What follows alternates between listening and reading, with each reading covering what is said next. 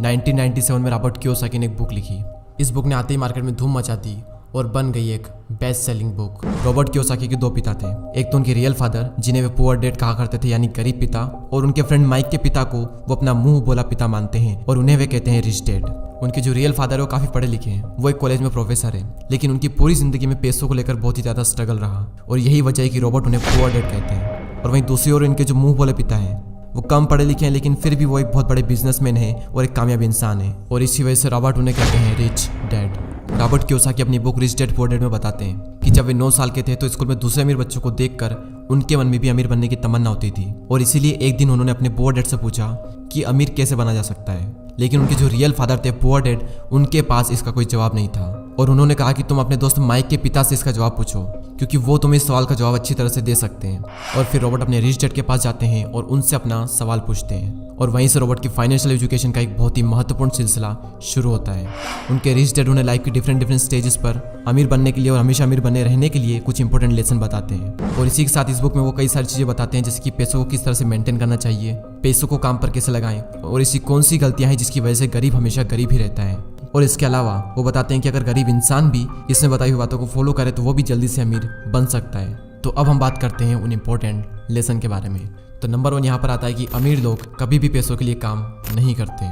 Generally लोग अमीर बनने के लिए बहुत ही ज़्यादा मेहनत करते हैं। उनकी कोशिश ये होती है कि उन्हें एक ऐसी नौकरी मिल जाए जिससे कि हर महीने उन्हें अच्छी सैलरी मिलती रहे, और नौकरी मिलने के बाद वो पूरी डेडिकेशन और मेहनत के साथ अपनी जॉब पर जाते हैं, और इसी के साथ वो ऐसे ट्रैप में फंस जाते हैं जहाँ से वो कभी निकल ही नहीं पाते हैं। और कई सारे लोग इस तरह से अमीर बनने के लालच में एक रेट रेस का हिस्सा बन जाते हैं। उन्हें पता होता है कि महीने के एंड में सैलरी मिलने वाली है, और इसी वजह से वो लोन पर बड़ा घर लेते हैं, गाड़ी खरीदते हैं, क्रेडिट कार्ड से महंगी महंगी चीज़ें खरीद लेते हैं, और फंस जाते हैं एक ऐसे ट्रैप में जहाँ से निकलना बहुत मुश्किल हो जाता है। क्योंकि आपने जो चीज़ें लोन पर ली है आपको उनका लोन भी पे करना है, और उस लोन को पे करने के लिए आपको कई सालों तक नौकरी करनी पड़ेगी, और आपकी नौकरी से जो भी अमाउंट आएगा उसमें से मैक्सिमम अमाउंट आपको लोन पे करने में ही चला जाएगा।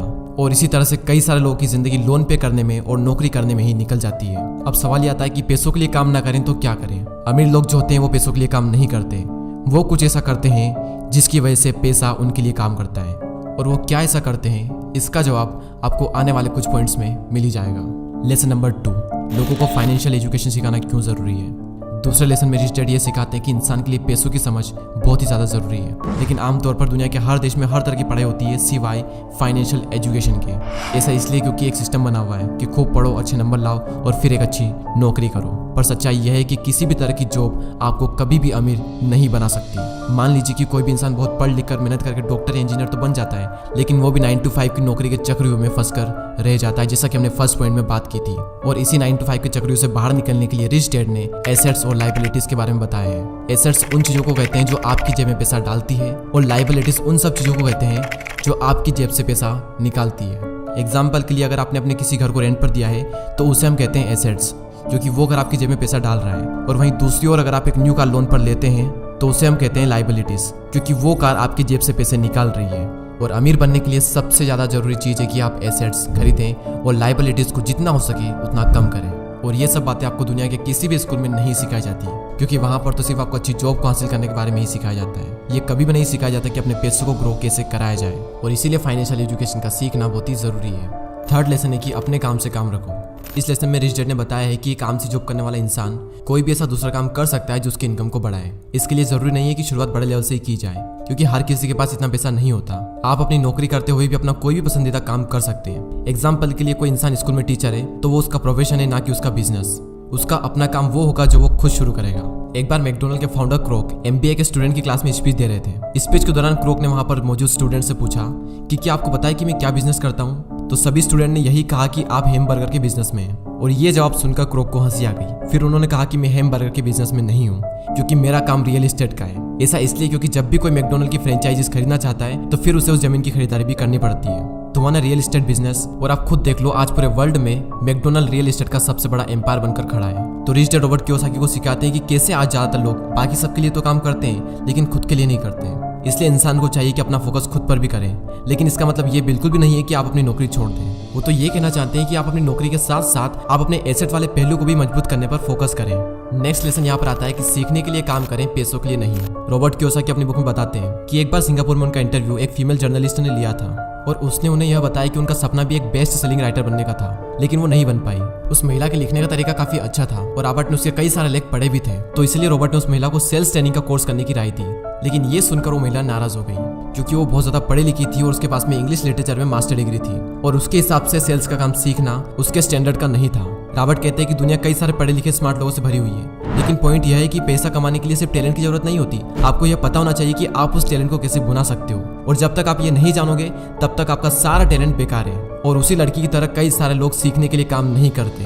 अगर वो महिला सेल्स की ट्रेनिंग सीख ले तो हो सकता है कि वो महिला आने वाले टाइम में बेस्ट सेलिंग राइटर भी बन जाए, लेकिन वो नहीं सीखती है और इसीलिए गरीब हमेशा गरीब ही रहता है और अमीर लोग सीखने के लिए काम करते हैं और सीख करके अमीर और अमीर बन जाता है। रॉबर्ट कियोसाकी बताते हैं कि उनके जो पुअर डैड थे उन्हें हमेशा अपनी नौकरी की चिंता रहती थी, लेकिन उनके जो रिच डैड थे वो सीखने पर ज्यादा जोर देते थे, क्योंकि उनका मानना यह था कि अमीर बनने के लिए जिंदगी में कई सारी चीजें सीखनी पड़ती है, और यही इन दोनों में सबसे बड़ा फर्क था। लेसन नंबर 6, रुकावटों और बाधाओं को पार करना।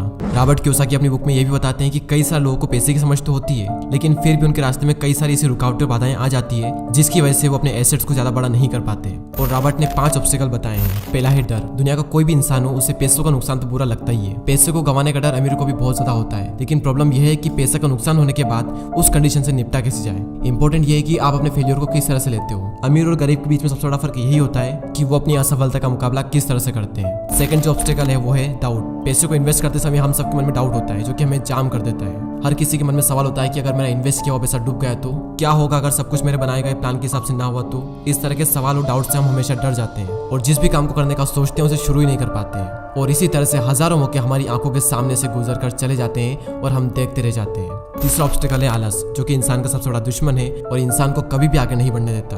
रॉबर्ट कहते हैं कि जो लोग सबसे ज्यादा बिजी होते हैं असल में वही लोग सबसे ज्यादा आलसी भी होते हैं। जिंदगी में हर टाइम पैसों के लिए काम करने वाले लोगों को यह बात समझनी चाहिए कि किसी भी चीज की अति गलत होती है। और अभी रिसेंटली आलस को दूर करने पर भी मैंने एक वीडियो बनाया है, तो अगर उस वीडियो को आपने नहीं देखा है तो प्लीज उस वीडियो को भी जरूर देखें। चौथा ऑब्स्टिकल है बुरी आदतें।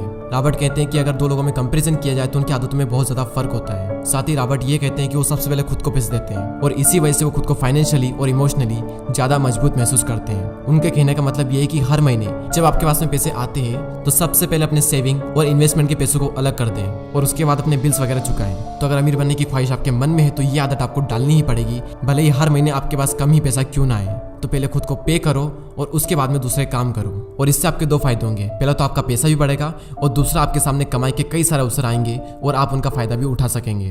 फिफ्थ ऑब्स्टिकल है अहंकार यानी ईगो। रिच डैड यह भी कहते हैं कि कुछ लोगों में अहंकार बहुत ही ज्यादा होता है और इसका यूज वो अपनी अज्ञानता को छुपाने के लिए करते हैं। वो कहते हैं कि मुझे जो भी नॉलेज है मैं उसी की बदौलत पैसे बनाने में कामयाब होता हूँ, और जो चीजें मैं नहीं जानता उनकी वजह से मैं अपने पैसों को गवा देता हूँ। इसलिए अगर किसी चीज की जानकारी आपको अच्छे से नहीं है तो अपनी ईगो को साइड में रखकर उस चीज को अच्छे से सीखें। अगर आप ये करते हो तो आप एक बहुत बड़े नुकसान से बच सकते हो। चलिए अब हम इस वीडियो की समरी देख लेते हैं। तो सबसे पहले हमने बात की कि रॉबर्ट के 2 पिता थे, एक गरीब पिता और एक अमीर पिता, और अपनी 30 साल की लाइफ में उन्होंने अपने रिच डैड से जो कुछ भी सीखा वो उन्होंने अपनी book rich dad and poor dad में बताया है। तो नंबर 1 लेसन था अमीर लोग पैसों के लिए काम नहीं करते। नंबर 2 था लोगों को फाइनेंशियल एजुकेशन सिखाना क्यों जरूरी है, और इस पॉइंट में हमने बात की थी कि अगर आपको अमीर बनना है तो आपको एसेट्स खरीदने पड़ेंगे और लाइबिलिटीज को कम करना पड़ेगा। लेसन नंबर 3 अपने काम से काम रखो। लेसन नंबर 4 सीखने के लिए काम करें, पैसों के लिए नहीं। और लास्ट पॉइंट था रुकावट और बाधाओं को पार करना, और इस पॉइंट में रॉबर्ट कियोसाकी ने 5 ऐसे ऑब्स्टिकल बताए थे जिसकी वजह से आप अपने एसेट्स को बड़ा नहीं कर पाते। और वो 5 ऑब्स्टिकल कुछ इस तरह: डर, डाउट्स, आलस, बुरी आदतें और ईगो। और दोस्तों मैं आप सबको रिकमेंड करूंगा कि आप सबको ये बुक जरूर पढ़नी चाहिए। इस बुक की लिंक नीचे डिस्क्रिप्शन में है। ये बुक आपको हिंदी और इंग्लिश दोनों में ही मिल जाएगी। और अगर अभी तक आपने हमारे चैनल को सब्सक्राइब नहीं किया है तो सब्सक्राइब करके हमारी कम्युनिटी का पार्ट बने। मैं मिलूंगा आपसे अगली वीडियो में। जय हिंद, जय भारत।